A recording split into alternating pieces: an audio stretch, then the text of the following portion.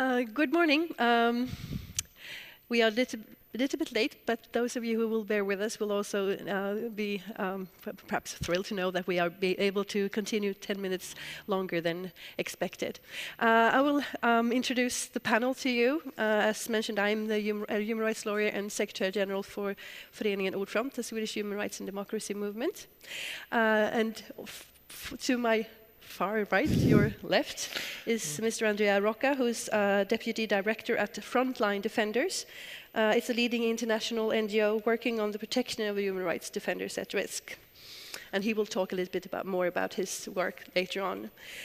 To his left is Pierre Esperance, who is the director for RNDDH in Haiti, and also one of the Secretary Generals for FIDH, leading international NGO on human rights. And he will both talk about his work in Haiti and how that work has been very compromising for him, even threatening as well. And to my right is Sakile Sifelani, who's director for the Women in Politics Support Unit in Zimbabwe. And she will also talk about the work that her organization and she does. And we will all discuss definitions of human rights defenders and sort of if there are any limits to what you can do as a human rights defender or not. And this seminar is brought upon us, not brought upon us, we have decided to talk about it mainly because today, not today, but this year, celebrates the 20th anniversary of the UN Declaration supporting human rights defenders. So what has happened during those 20 years? Has things gone better or worse? What is the situation today? So welcome the panel. Thanks. Thanks.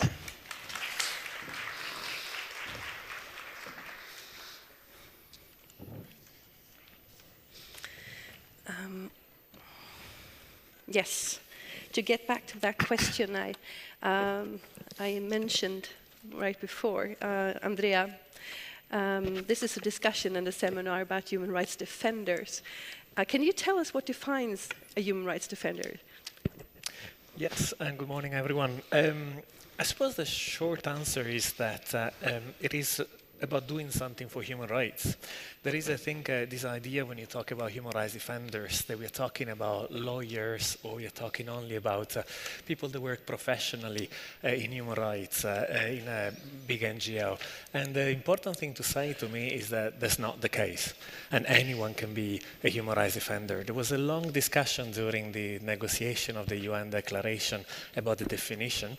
And at the end, the result of this controversy about defining was that there is no clear definition. It simply says everyone has the right to engage in the protection and promotion of human rights. So it can be, of course, NGO workers, of course, lawyers taking up human rights cases, journalists reporting on human rights, but also your neighbor that is involved with the school, for example, in relation to the children and trying to solving issue in relation to access to education.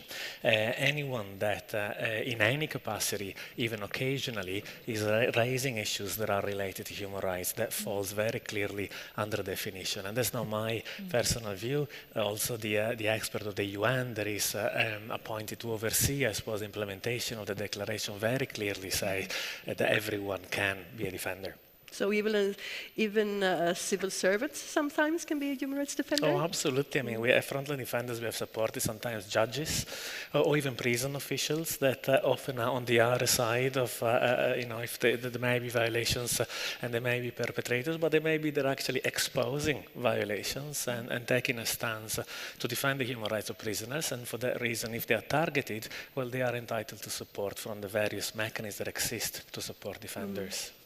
Can you say that there is are there any particular criteria, or I will just say that in the declaration I think it's stressed that one thing that you really need to do is to support the idea of universal human rights, at least. That is one criteria you should.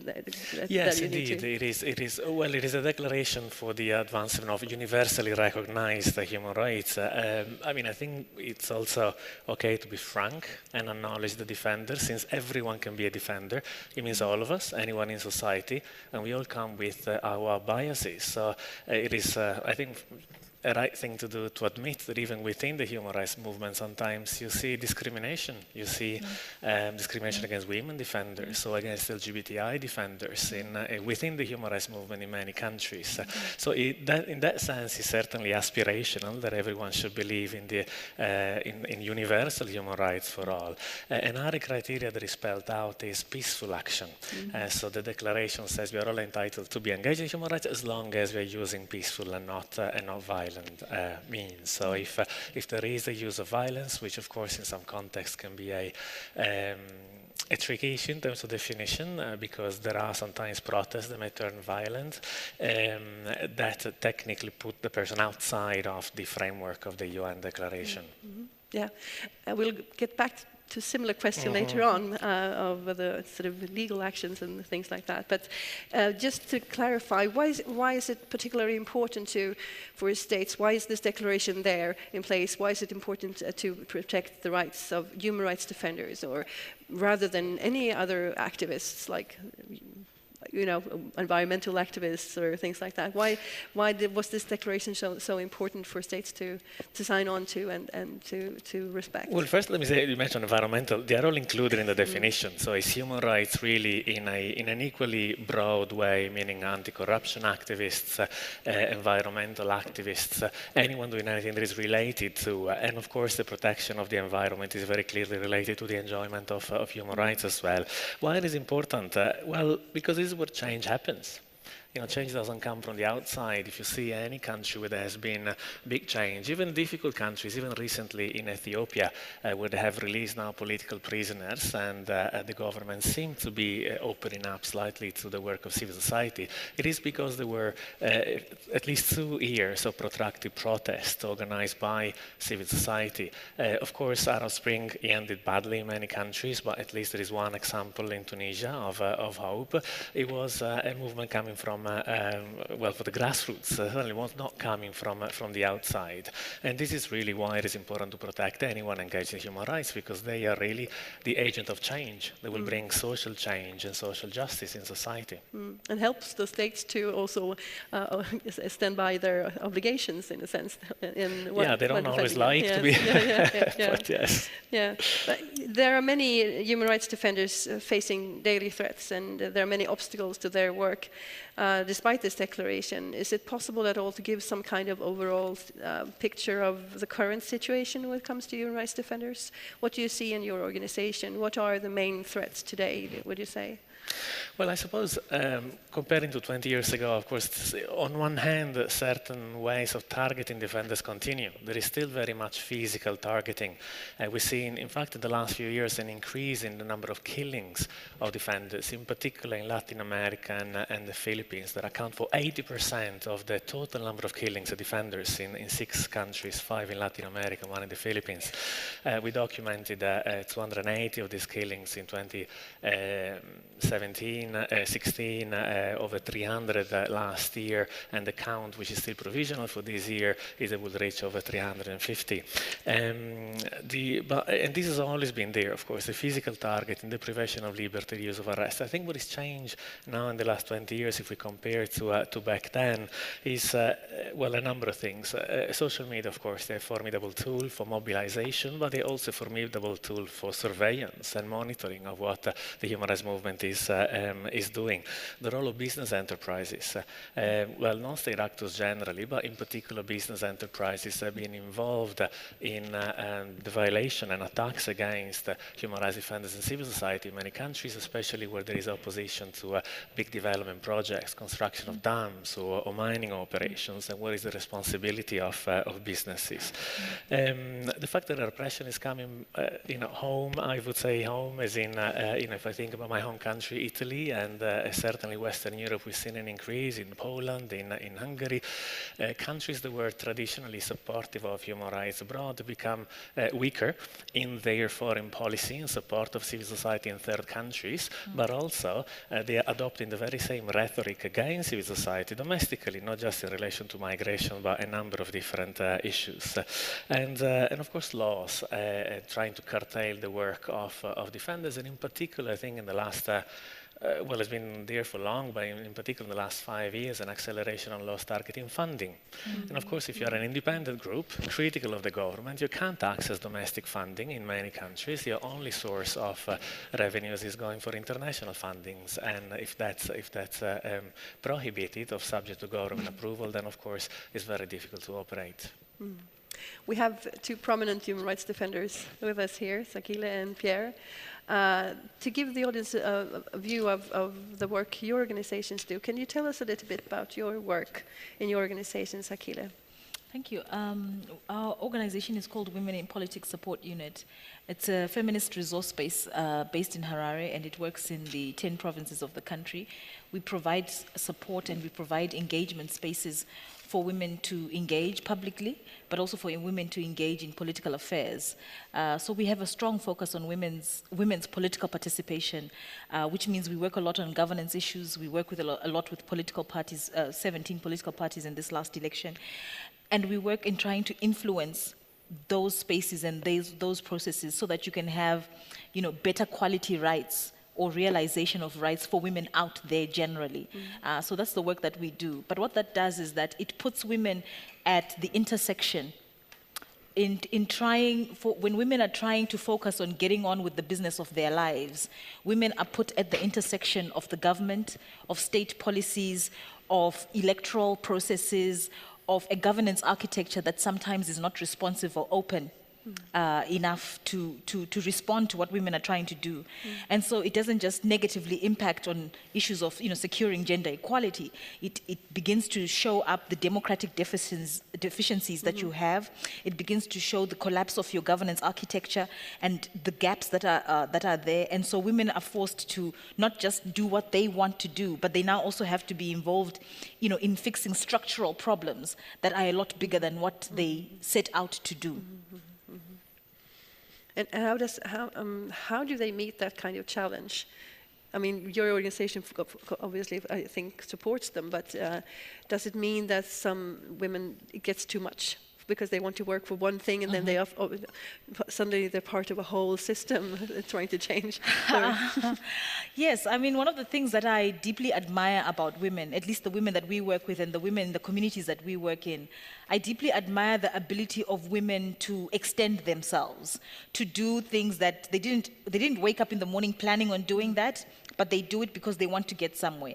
But I think what it does for me when we talk about human rights and what my colleague was speaking about in terms of what is human rights, I think we forget to talk about enjoyment of rights. We talk about rights when we talk about the violations of rights. But most often in the everyday existence that we have, you have a loss of rights simply because you can't do what you woke up in the morning to do. You cannot enjoy a right. Now you are busy defending something, you are busy trying to protect something, but that is not what you woke up planning on doing. I woke up, I wanted to come to this seminar. I was able to come to this seminar. I enjoyed freedom of movement. I didn't even notice that I was enjoying it. But when you begin to have a system where as I move, I am being asked for my identification, I am being asked what am I carrying, I no longer enjoy the right. And I think that's what we need to talk about in the everyday world. To what extent do we enjoy rights? Not just talk about when the right is violated. I agree, thank you. Is it particularly difficult for women, for women to be part of human rights defenders in Zimbabwe?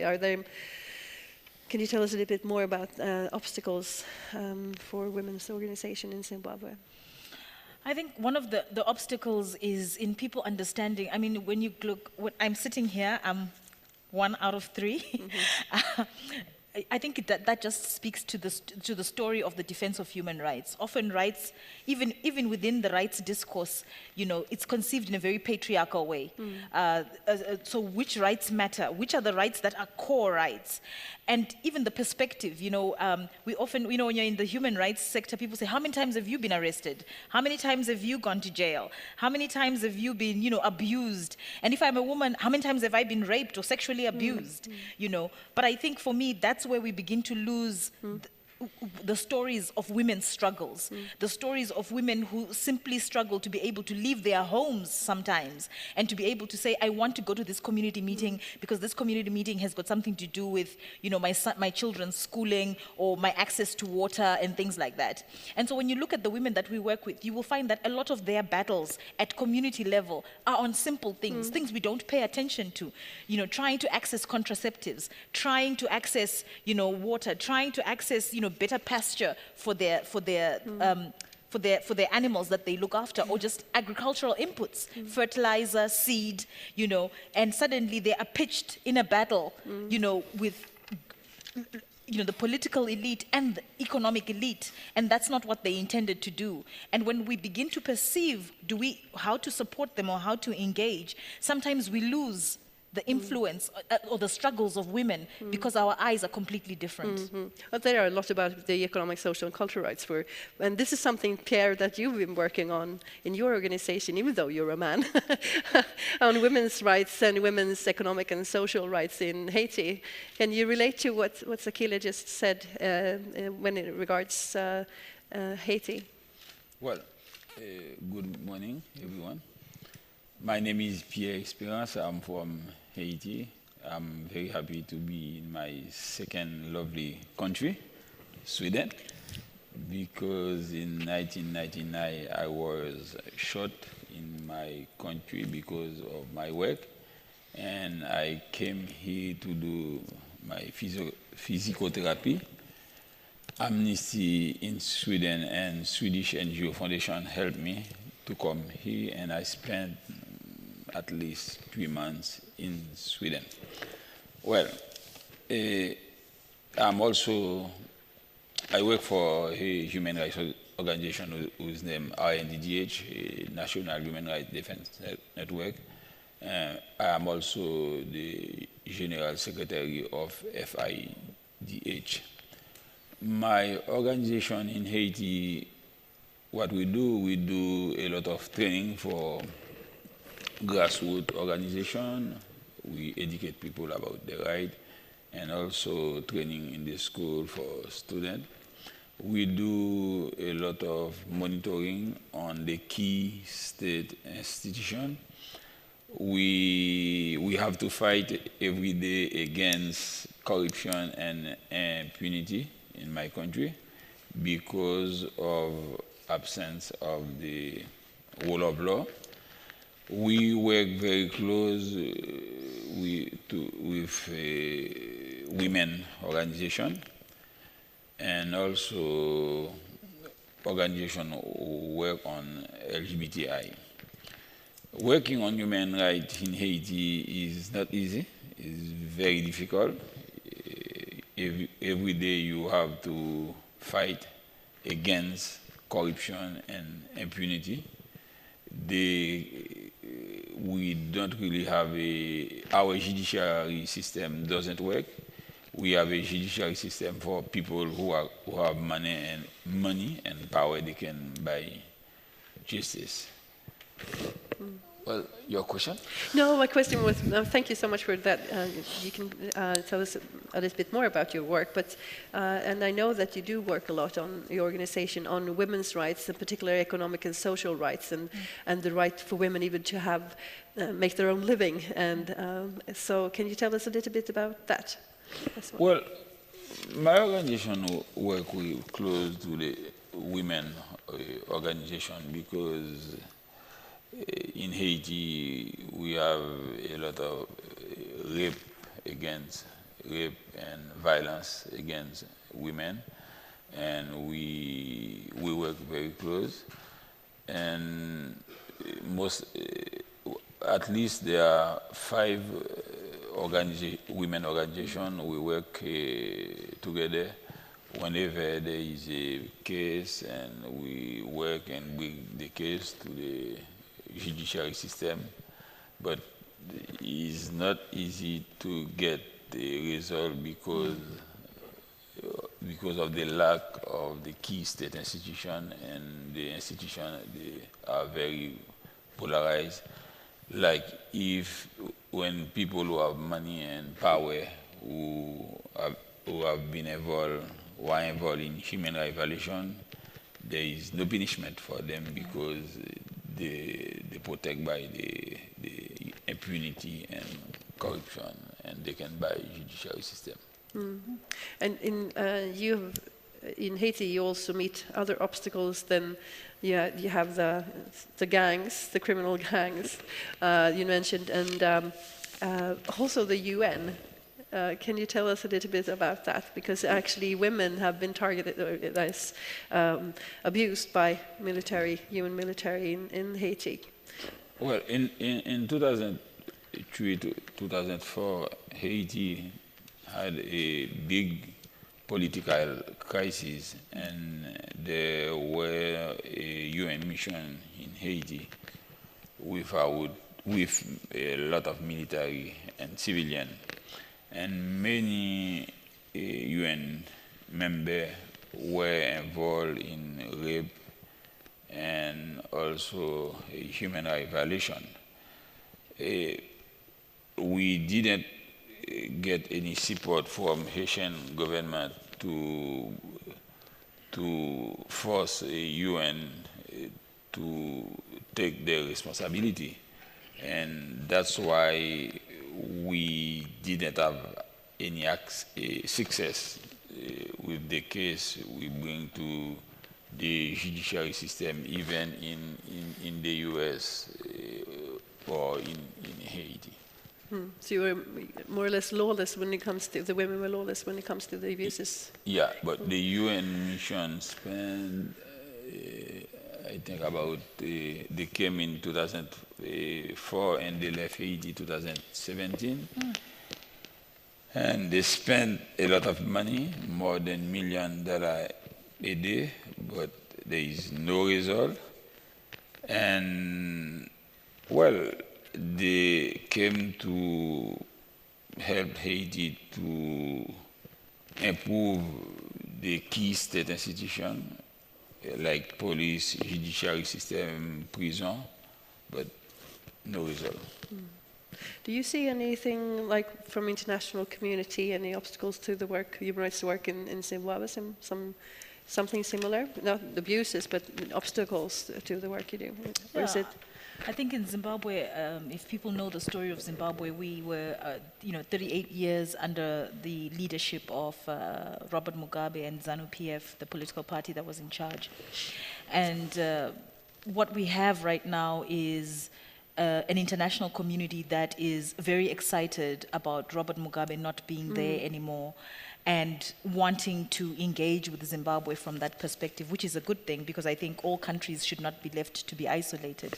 We should always engage. But what you also see is that in this desperation to move on after Robert Mugabe, we are beginning to see an international community that's turning a blind eye to the issues of human rights, to not even just human rights, but even respecting their own laws and respecting their own principles. So, it comes to the issues of, like the economy, for example, which is one of the biggest problems that we had in Zimbabwe that was, at the bottom of everything. Was, you are seeing companies that are European companies or EU-based companies that are not following their own EU rules around mandatory disclosure, around transparency and public reporting, and going into sort of very private, protected agreements using the economic entry point.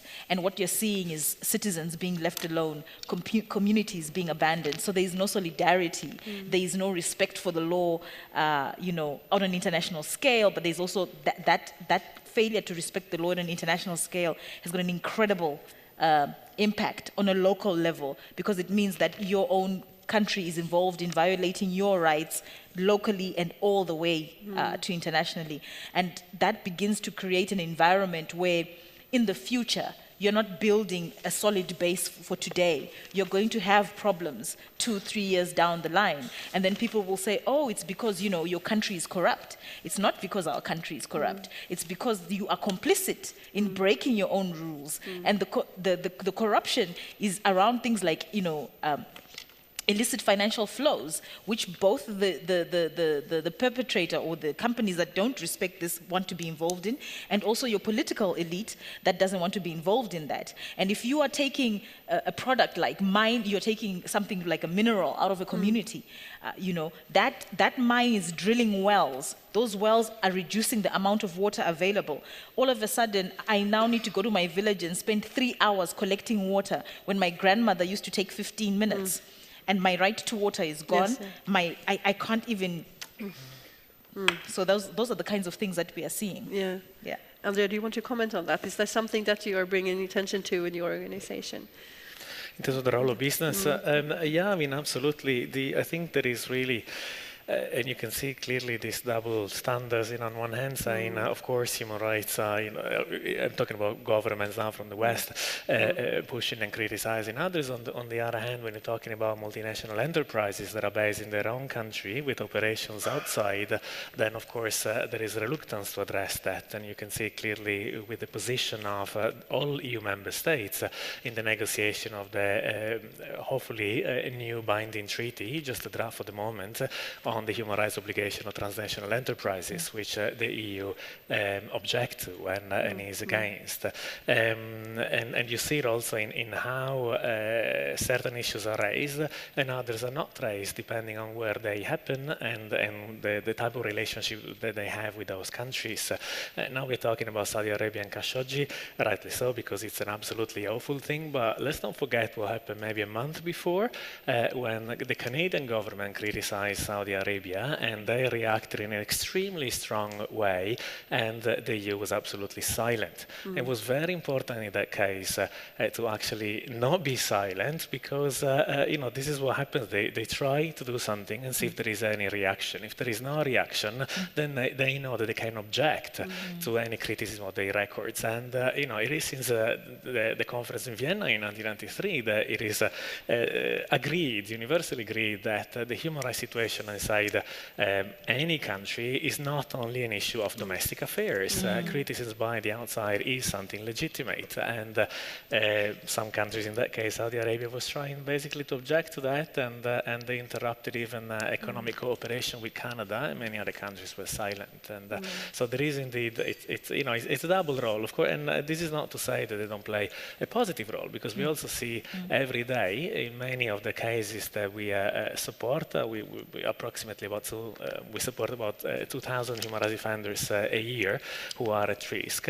And in many countries, the EU, the UN are very good in raising those cases with their counterpart, with the local, with the government. So it is a mixed picture, but I think it is good to acknowledge both good and bad. Yes.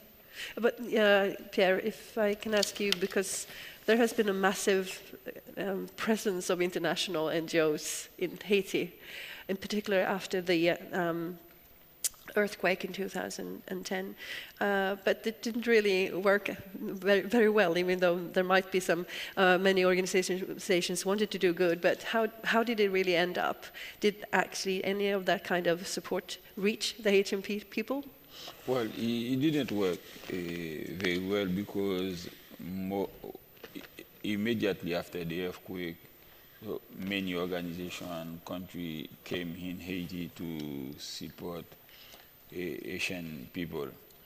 At the beginning, it was very important to help people to get shelter, food, water, etc. But when it comes to rehabilitation and reconstruction, and you cannot see any result. One of the biggest problems, organizations, they came, they don't work with civil society, they don't work with local organization, local authority, and the authority. And they waste money, and there is no result.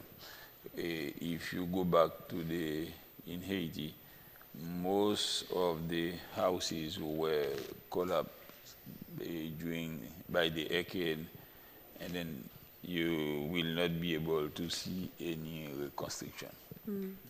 And sometimes there were attempts to resettle people in areas where they couldn't fine house, big, not fine, but houses, but they were very good, but they couldn't even live there because they didn't even think about things like how can they get to work from living there, or how to, and, you know, and can you tell us a little bit about that? Because there were some mistakes on the way as well. Well, there were so many people in the shelter, and so like many organizations, they expend money and they didn't help the people to rebuild the houses. What they did, they provide money for only 1 year, and then they can rent house, and that's all. And then after 1 year, they are not be able to find a good place to stay.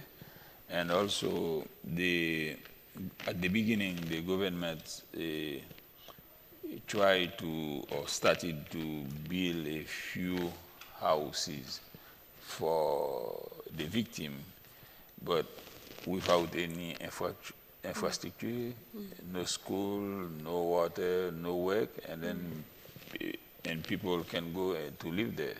That's why today in the capital we are more, I do call it bidonville. I don't know how to say bidonville in English. Well. Yeah, so there was some help, but it was actually sort of targeted different.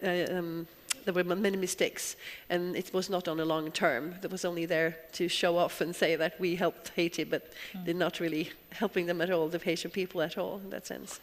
Yeah, there was money. I think at the beginning it was very important to support Haitian people because it was an earthquake and more than 300,000 people were killed, and many houses were collapsed, and people didn't have access to water, food. Well, but when it comes to rehabilitation and reconstruction, I think those organizations supposed to work with or collaborate with Haitian actors or local organization and local authority. But they made the program without working to Haitian actors. That's why there is no result. Can we go back to what you mentioned before, Pierre, because you have been targeted personally by violence. You mentioned you've been shot. Can you say a little bit more about why the work you do has been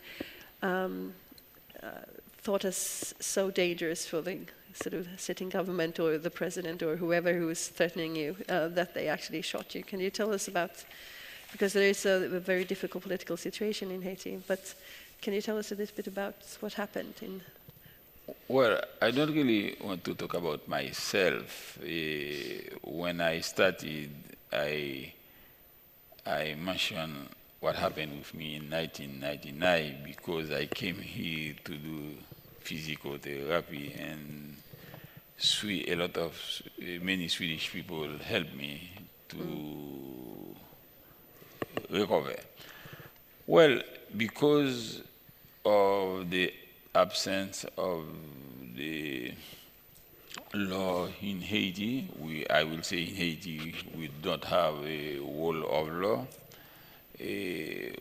What we have a corruption and impunity, and human rights defenders who work every day to fight against corruption, impunity, and human rights violation. And you can be victim anytime, any day. That's why I will say working on human rights in Haiti is not easy. It's very, very dangerous work. Yeah.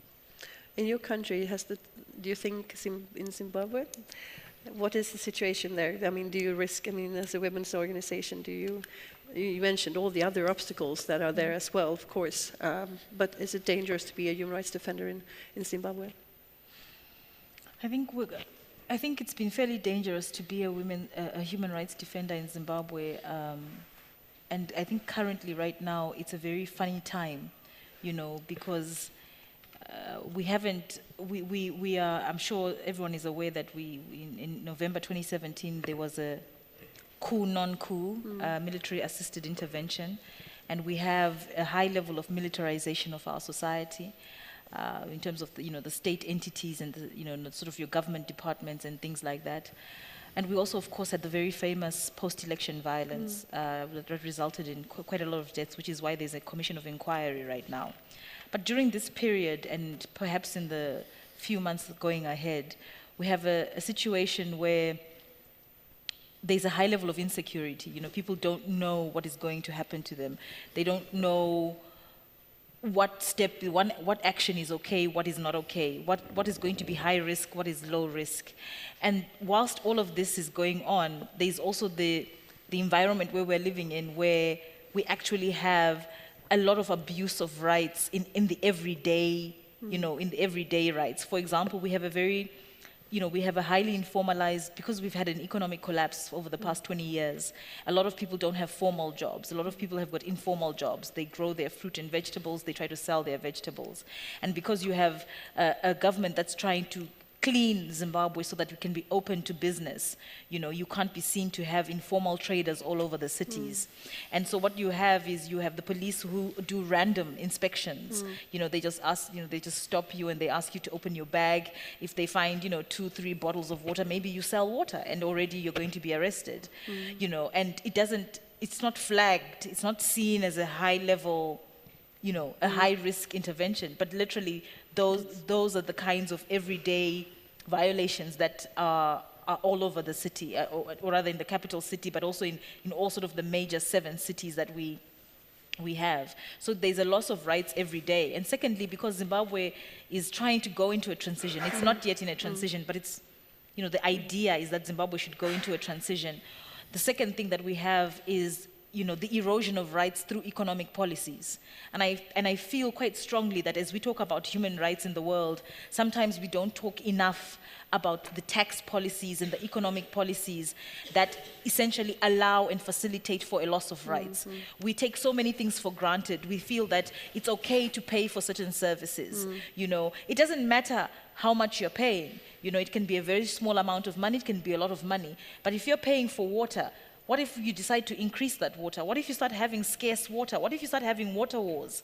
What does that mean to rights? Are only rights, are rights only available insofar as your capacity to pay for them? And if you can't pay for the right, is it no longer a right? Should it be defended the same? Should it be respected the same? And so, as a country that's had not just a political crisis for 20 years, we are now a country that's had multiple crises. And in the process of moving on from Robert Mugabe's legacy, are we building a society that is jumping into this global conversation of neoliberalism that says it's okay to pay for rights, and therefore we are losing our rights? And it really matters to me a lot, because I think we have created a culture that says, it is okay. Somebody has to pay for cleaning of the water. Somebody has to pay for delivery of the medication. Somebody has to pay. At what point will we decide that a right is a right and I have it because I'm a human being, and the system that's supposed to finance it should not be more important than the right itself? But you've seen this escalate in Haiti, Pierre, because in Haiti also you can pay for justice. With money is important for justice, or not even justice, perhaps not being sort of incarcerated. Can you tell us about you mentioned the corruption, and what does it mean can you give us some few examples? Well, our judiciary system is not independent. We have a judiciary system for people who have money and power. They can have access to the judiciary system. For example, this year we realized regarding people who are in jail, 87% people who are in jail is like people who steal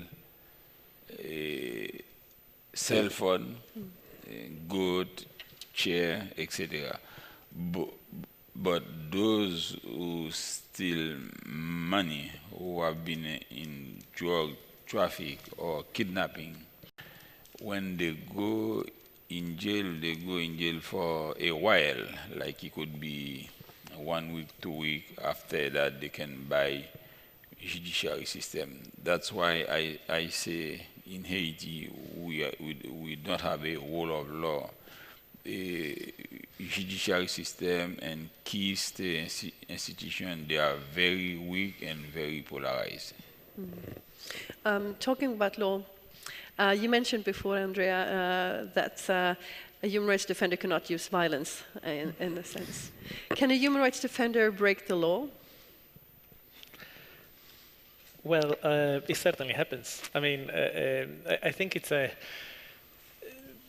in answering this question, we need to see the different context and where this is happening. And there is absolutely, we no doubt that in many countries, you can't do anything that a human rights defender would do without breaking the law. Where 3 people assembling in the street with a poster has to be authorized by police, otherwise it's illegal, and the authorization is consistently denied. So in that case, if they still go with the poster, yes, technically it is a breach of the law, but what is that law? I think this is the key question. In Bahrain, Nabil Rajab, also a former vice president of the FIDH, has been sentenced, is in prison, has been sentenced to 3 years among many sentences that he has had for tweeting. A tweet that was critical of the government. Now, what does that mean? Where does it leave the laws in terms of freedom of expression? Yes, he has broken the law in Bahrain.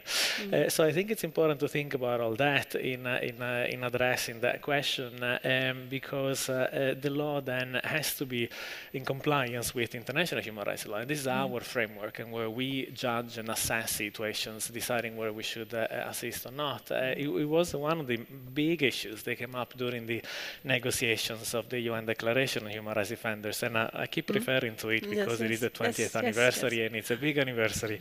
And it was solved in this interesting way, which is typical of UN text and negotiations. There is an article saying the human rights defenders must operate within the domestic system where they operate, which implies in compliance with those laws, and then another separate article, because otherwise obviously it would be too difficult to reconcile the two, saying that the domestic system has to be in compliance with international human rights law. So where does it lead those cases? So certainly, yes, we do help every day a number of defenders which are accused in court, and sometimes the accusations are completely unfounded. There is really nothing that happened. Sometimes they are technically founded on the basis of an extremely restrictive law. Yes. Just to jump in on that one is, I think it's an incredibly important factor to look at. Particularly the issues around freedom of expression, freedom of. And not just, we talk in Zimbabwe, we talk about there is freedom of speech, but there is no freedom after speech. To how do you begin to protect people after they've exercised their rights? To what extent are those rights important? But I'm also reminded at the same time that it's, the issue of compatibility of laws. Do we ever think about tax laws? You are supposed to be compliant to tax laws, you're supposed to respond to tax laws, and in many countries, the tax system is actually used to be the abusive system, not necessarily the general law system. Do we have just tax laws? I come from Southern Africa, I come from Zimbabwe, and in Southern Africa we have 3 countries, Zimbabwe, Malawi, and Zambia, where the majority of women sustain their livelihoods on, cross-border trade, trading between the different countries. And if you look at the products that they're trading, they'll find that they're using a lot of personal care items, your sanitary ware, products that are difficult to access and to get. They're talking about household goods, cooking oil, food, rice, mealie meal. Those are the things that they're trading. But to what extent do we talk about tax justice in that environment? And if a woman is bringing across the border, a box of sugar or a box of cooking oil, and we begin to say, well, are these human rights defenders? These are just traders. These traders are not respecting certain laws, but you're in an environment where you have deprivation You have people who have 4 million people in Zimbabwe on food aid. You know, what does that mean when you begin to use a tax system to be punitive against, and when they violate that tax system, do we begin to talk about the issues of tax justice and how they correlate to human rights? And I think we need to talk about that a little bit more, because I think we forget about the context in which rights are exercised. Can I add just a tiny thing, just to link it to also our own countries? That you know, I gave the extreme examples of a country where tweeting criticism of the government is a crime, but breaking the law in the form of civil disobedience. It is a well-established and accepted tactic, and I think obviously if we engage in that, there has to be a knowledge that the law has been broken and what the risk may be, and an acceptance of those risks. But this is very, very different than solidarity. And we see today, I believe there was a case also in Sweden as well, of people rescuing in the water people that were trying to cross, and they were investigated. In France, there is a crime of solidarity, is called by the critics. That and there was a case recently of someone sentenced because it was helping people that were trying to cross through the Alps from Italy to France, and this person helped them and gave food and shelter and then brought them to the road. And there is an inquiry and criminal charges against the person. Now, this is solidarity. This is not, you know, it's assisting people in need. And I think that's why it's very worrying that in our own countries now we have to see these situations. We just to interrogate ourselves. I mean, is this the type of society that we are becoming? This paranoia about, you know, asylum seekers and or people simply migrating, arriving to the point of criminalizing the fact of helping someone who is in need. Yeah, we have that. We have many of us know about the case in Sweden where a young girl who stopped a flight back to Afghanistan, and she's been charged. But the matter of the fact that I heard an interview with a prosecutor, and he said that because he considered this to be a political motivated act, so one should actually look upon it more severely than if it hadn't been a politically motivated act. But this is something, I mean, for me, it's, in this case, she announced that she did this because she thought that our asylum laws were too strict, and she wanted to support the right to asylum. But what do you think? Any comments on that? Isn't that the case, really, that sometimes human rights defenders are considered too political, and it's a politically sort of political crime, and often they are called terrorists or extremists because of the work they do, instead of looking at that they're actually working for human rights?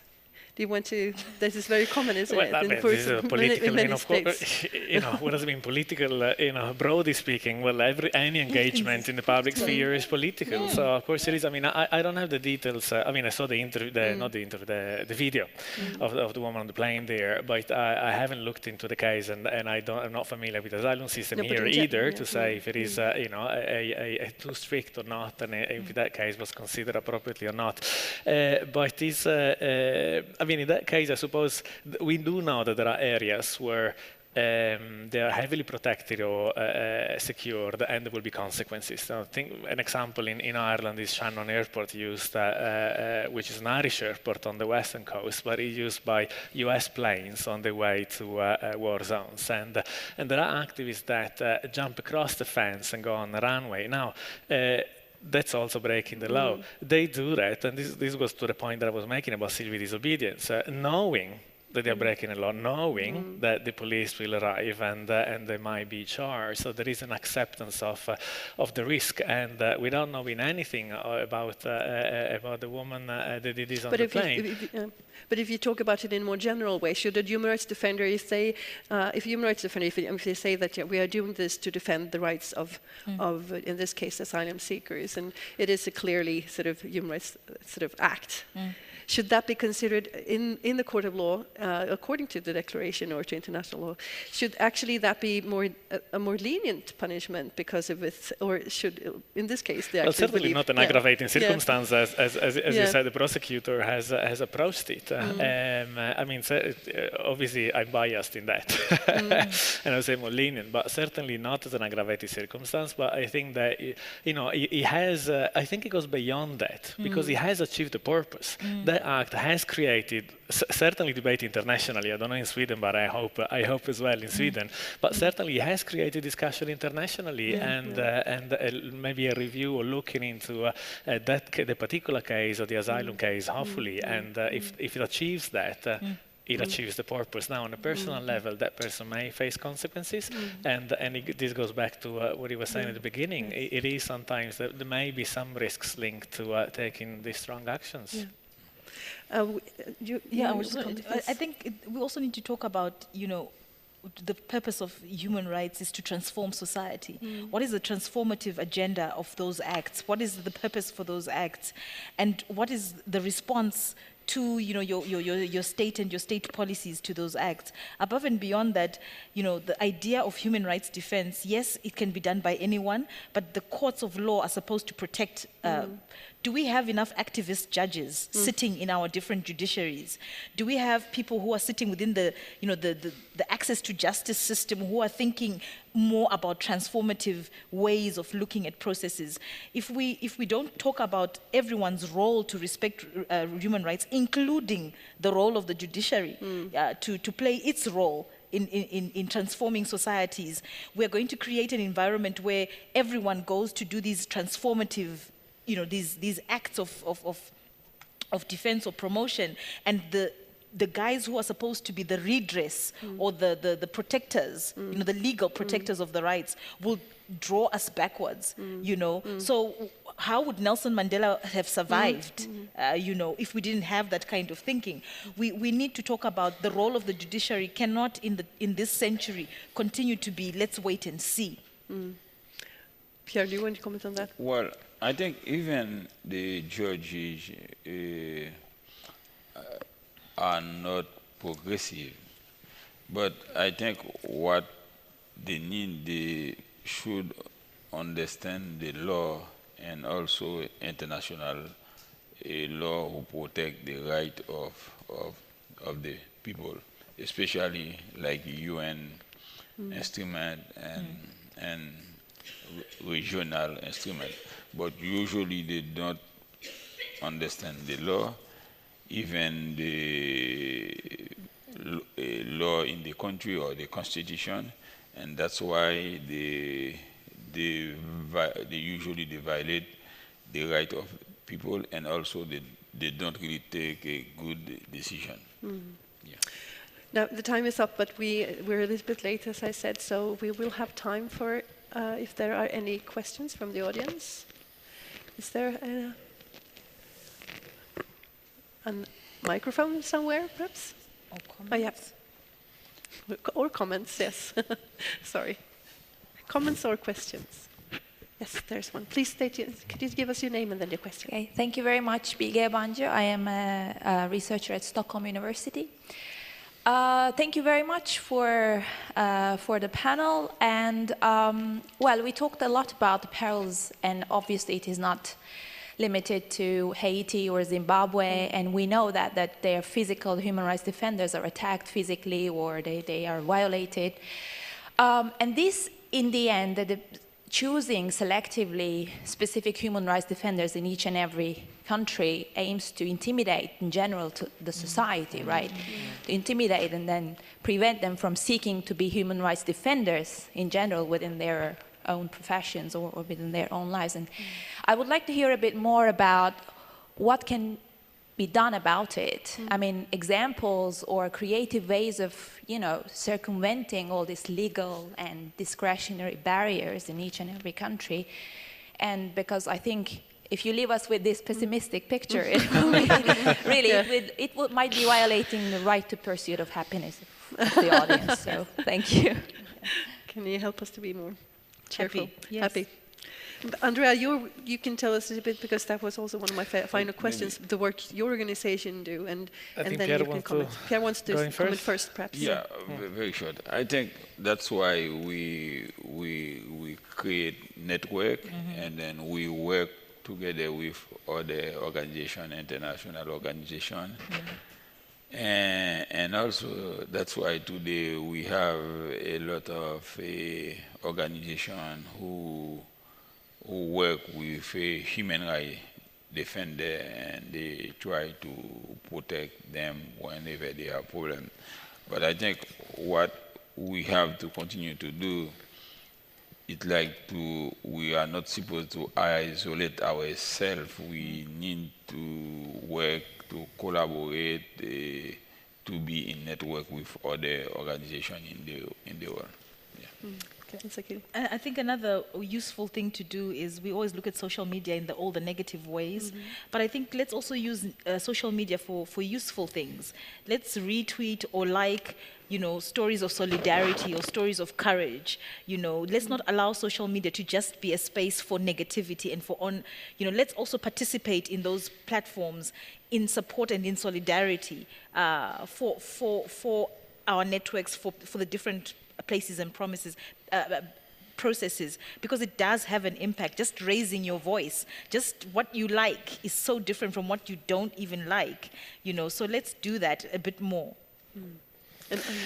Yeah, I mean, I think it's fair to say there are a number of initiatives that seek to support human rights defenders, NGOs, anyone when they're in a situation of risk, and again, frontline defenders is one of those. It is still limited. The demand, unfortunately, it is very high, but there exist networks, both locally, internationally.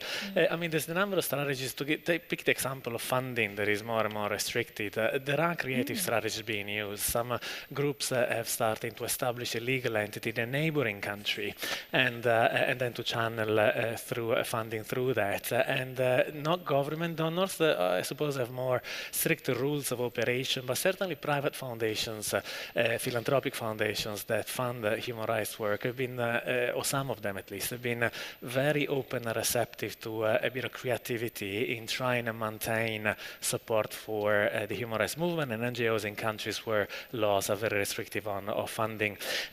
One thing to say, I mean, to counter that pessimism, I think the reason why we see such a strong attack and backlash against the human rights movement is that it is stronger. I mean, we see, certainly, we have a bit of a global overview because we support defenders in about 100 countries every year. And we see the strength of the human rights movement and the big numbers in a way, I think, that certainly has become stronger in the last 20 years. And one example to close maybe with the positive instead of the negative, an activist in Colombia, a journalist, Claudia Duque, she was investigating the murder of a fellow journalist in the early 2000s. I think the person was murdered in 2001, and she became herself target for a number of years of the intelligence services. It was called DAS at that time. And not only she pursued her work, despite the threat, she had to leave the country temporarily a number of times. She always went back. She continued her work, and now, 15 years later, the very senior security official that was behind the murder of the other journalist and the targeting of Claudia Duque with what has been, by a court, accepted as psychological torture and extended surveillance, this person has been sentenced now. So it takes a long time. It took 15 years in a case, but there has been accountability and there is result and there is impact. And I think it's, you are perfectly right. We always talk about what is wrong. We need collectively as a movement maybe shed more light about the good things and the good results. Yeah. And thank you, Pierre and Sakila, for all the good work you do. And it's an inspiration to everyone, because if you can do it in countries where it's a little bit harder, perhaps, than it is in Sweden, we all can do it. So that is our encouragement as well. So leaving on that note, thank you so much for being here this morning, and thank you to the panel, and a warm applause.